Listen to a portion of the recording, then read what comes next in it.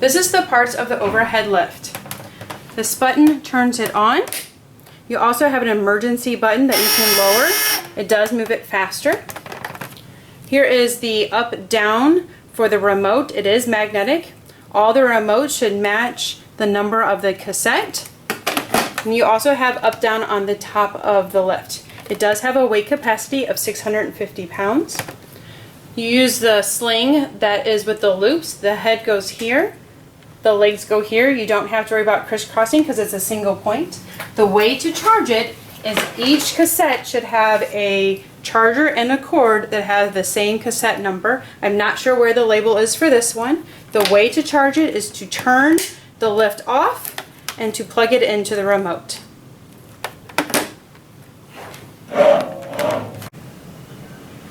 This is the tenor lift. The sling that you use with the tenor is the one with the loops.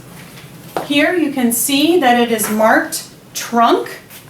So you put the trunk straps up there, and then the legs, there are 2 points, so you want to crisscross those legs. It has a weight capacity of 704 pounds. When you turn it around, the red button is off. The green button is on. We have up and down arrows here. On the remote, you also have up down arrows, and it has power legs open and power legs closed.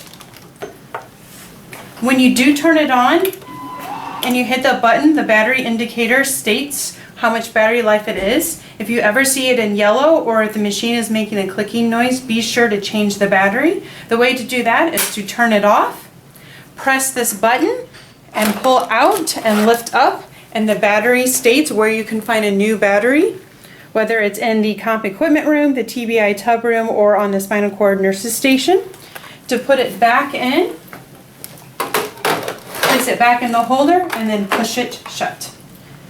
All of our lifts have the manual hanging from it, and it also has a paper that states where you can find the different batteries and also where its parking spot. This one is the parking spot on Annex across from 152. This lift also has an emergency lower where if you turn it clockwise, it will lower the patient if for some reason the battery stops working and you need to lower the patient. This is the way that you would do that. This is the MaxiMove lift, also known as the purple lift. It uses the split slings, but very specifically it uses the keyhole clips. They attach to the trunk. This has to be the trunk as it is labeled. You can turn it, and it also is the legs. Don't need to crisscross. It has a weight capacity of 500 pounds. The way to use the lift is the green button turns it on.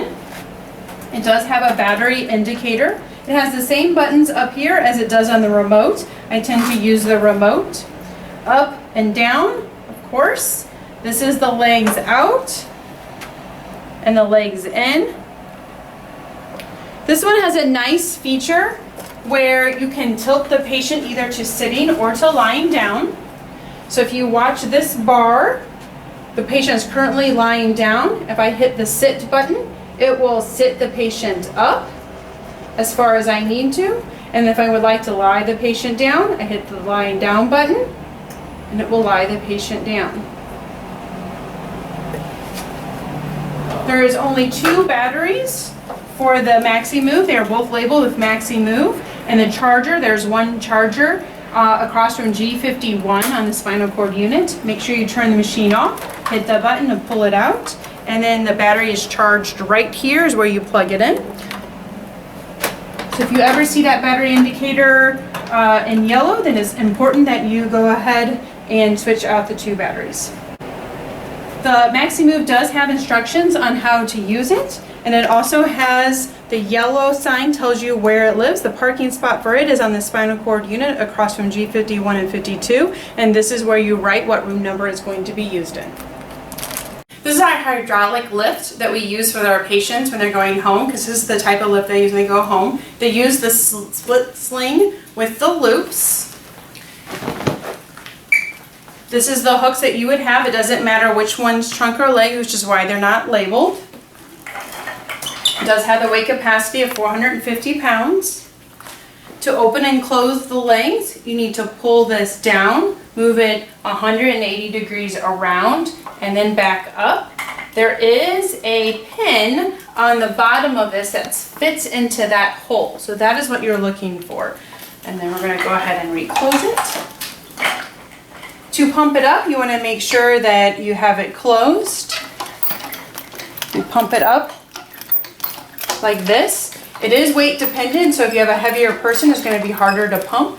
To lower it, you open it up slowly. Again, it's weight dependent, so the heavier the person is, the faster it will go, and the more you open the valve, the faster it will go. You want to make sure that you close it when you get the patient positioned so that it does not hit them in the head. This is the Romedic Mini Lift Sit to Stand Lift. We use the Sit to Stand slings, which we'll show you how to use that in the other videos. The places that you hook the sling to are across these two bars. You can use the bar adjustment to bring it closer to the patient and then tighten it back up. The patient's feet go here on the foot plates and their knees go here. You take the leg strap and move it around to the patient. It can hook onto either side, and make sure you always tighten it on that patient. It does not have an on-off switch. As soon as you hit the up button or any of the other buttons, it will turn on automatically. And then to open and close the legs is the button here for opening and the button here for closing. To charge the machine, all you have to do is plug this into the wall, and it's really important that you charge it between uses to make sure that it always has full battery for the patients. The weight capacity is 440 pounds as listed. It does have a manual on how to use the lift if you ever need it, and it tells you where that the lift lives when it's no longer being used. It lives in the TBI apartment. This lift is currently being used in G36, so it lives right now outside of G36. When you're done, erase that and put it away. This is the Easy Way lift. I'm going to show you the parts, and in another video we're going to show you how to use it. This is the sling that you use when you're using the Easy Way. This is where you hook the loops. This is the handle where the patient holds it. This is where the patient's feet go. This goes around the patient's legs and hooks in here. Then you just squeeze it to release. When you turn it around, see the front side? Here is the on-off button. When it comes on, it shows you how much battery life that we have. Be sure to change the battery when it's halfway gone. It has a weight capacity of 500, nicely labeled for you. There are 3 ways to go up and down. You can hit up, down on the remote. There is an up on this side, down on this side, buttons on the front. And there's also switches that when you hit down, the switch on the right is the up, and the switch over here on the left is the down. When you're going around the wheelchair, push this ball towards the motor and then release it on the other side to open the legs. And then for storage purposes, you want to have it closed. There are 2 batteries. They are labeled 1 of 1 and 2 of 2, and they just slide in and out. You can find the charger for the battery in the CVA therapy storage room. And last but not least, it also has a sign that states where it needs to go. So when it is currently being used in the room, you write the room number here, and when you are done, you put it away where it states in the CVA therapy storage gym, and then erase the number so that we always can find the lifts.